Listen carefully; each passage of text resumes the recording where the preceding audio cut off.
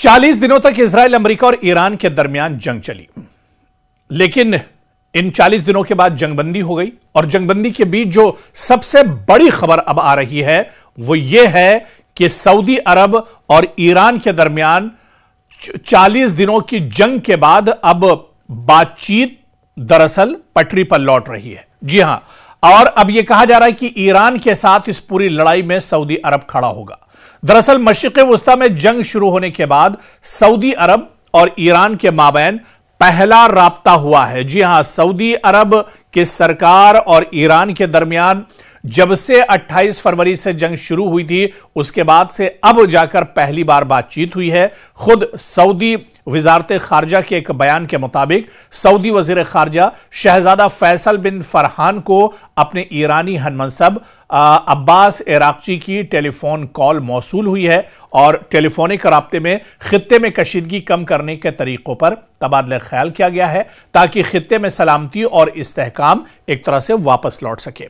जिस तरह से आपको तमाम चीजें मालूम है कि 40 दिन की जो जंग इजराइल, अमेरिका और ईरान के दरमियान बड़े पैमाने पर चली, इनमें जहां पर इजराइल के अंदर बड़े पैमाने पर नुकसान हुआ, ईरान के अंदर बड़े पैमाने पर जानी और माली नुकसान हुआ, तो वहीं पर जो मिडिल ईस्ट के, मशरिक़ वस्ता के जो ममालिक हैं उसमें सऊदी अरब भी आता है। यहां पर बड़े पैमाने पर नुकसान का सामना दरअसल करना पड़ा। ईरान लगातार Saudi Arabia, Bahrain, Qatar, Oman, Dubai, Kuwait, इन सभी इलाकों के जो मिडिल ईस्ट के दरअसल ये छोटे छोटे ममालिक हैं, अरब ममालिक हैं, गल्फ का हिस्सा है, यहां पर लगातार ईरान हमले करता रहा।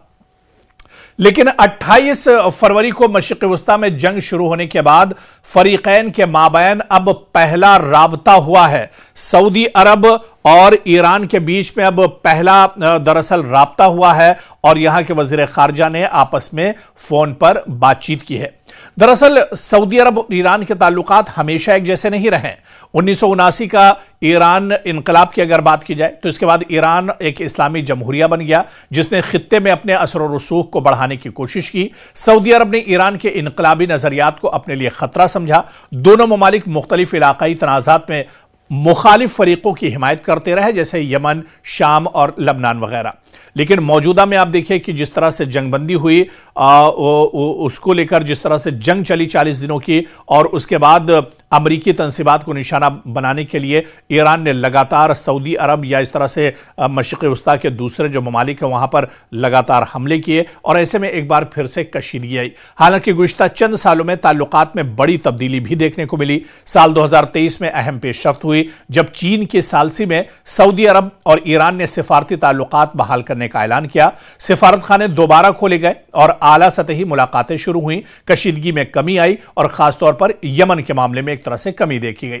और इसके अलावा आप देखिए कि इस जंग के बाद जो जंग फिलहाल जिसकी जंगबंदी हुई है, इन 40 दिनों की जंग के दौरान जिस तरह से हालात बने, ये लग रहा था कि सऊदी अरब और ईरान के माबैन एक बार हालात जो रिश्ते हैं वो फिर से एक तरह से बिगड़ गए हैं।